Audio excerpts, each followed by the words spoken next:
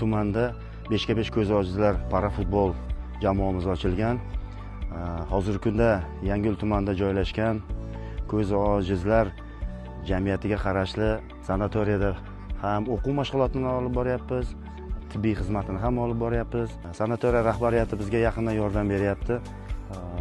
Yotoq joyimiz, 3 mahal ovqatimiz, o'quv yil mashg'ulotlari olib borish uchun sanatoriyani sun'iy qoplamali maydondan foydalanyapmiz.